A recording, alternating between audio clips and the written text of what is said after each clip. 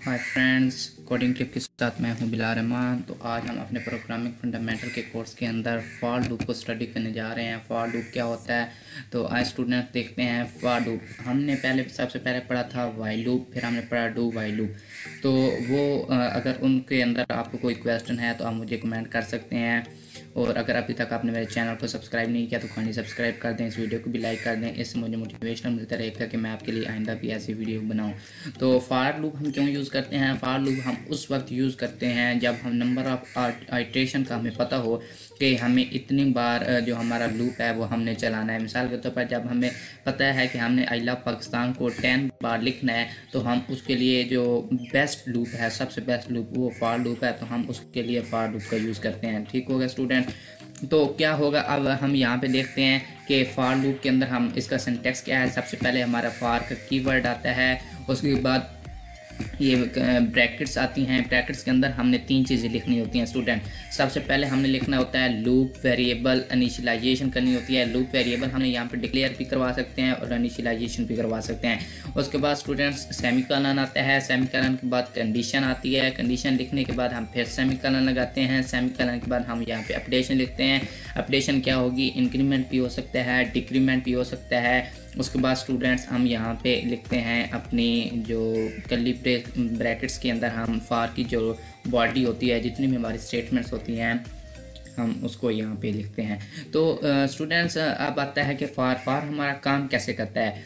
तो सबसे पहले जब हम फॉर को सिंटैक्स लिखते हैं तो क्या होता है, जब हम फॉर के सिंटैक्स को चलाते हैं तो सबसे पहले हमारा लूप वेरिएबल इनिशियलाइजेशन जो है ये चलता है। ठीक होगा स्टूडेंट? और ये वाला पार्ट पूरे फॉर के अंदर एक ही बार चलेगा। मिसाल के तौर पर हमने यहाँ पे लिखा था int I is equal to 1, तो जब हमारा फॉर चलेगा तो स्टार्ट होगा int I is equal to 1। तो यहाँ पे ये सिर्फ एक बार ही चलेगा। वो आई के एक वेरिएबल बनाएगा इंटीजर डेटा टाइप का, उसको वैल्यू 0 दे देगा। ठीक है स्टूडेंट?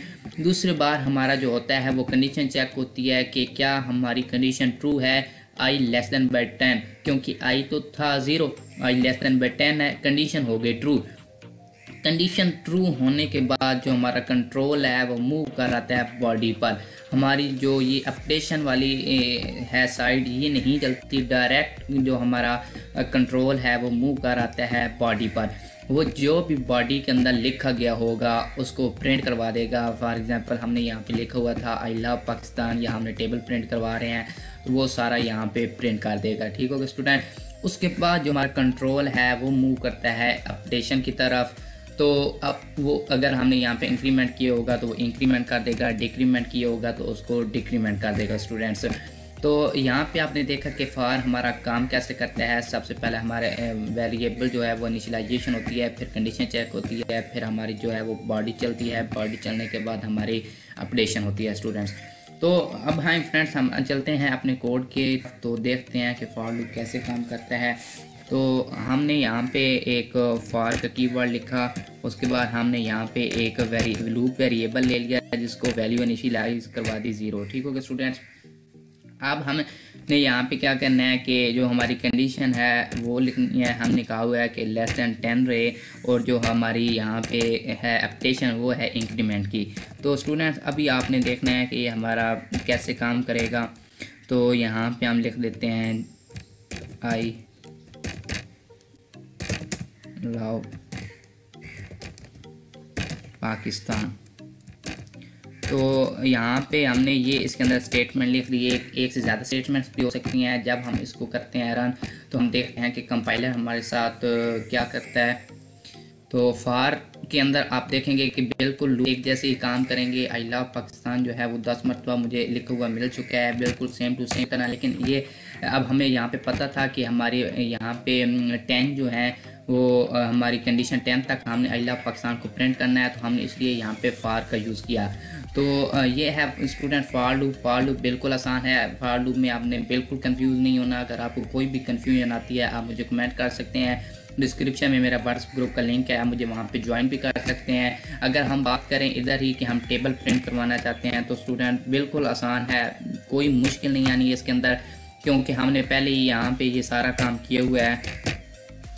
तो हाँ, पहला काम तो होता है कि जिस वो से नंबर ले लें कि जिसका वो प्रिंट करवाना चाहता है टेबल, तो हमने बिल्कुल सेम टू सेम वही करना है। तो यहाँ पे इंटीजर डाटा टाइप हमने वेरिएबल बना लिया और हमने CN को आ लिया यूज़र सी नंबर के। वहाँ पर अपनी मर्ज़ी का भी नंबर दे सकते हैं, लेकिन हम चाहते हैं कि यूज़र अपनी मर्ज़ी का नंबर दे के वो किसको प्रिंट करवाना चाहते हैं।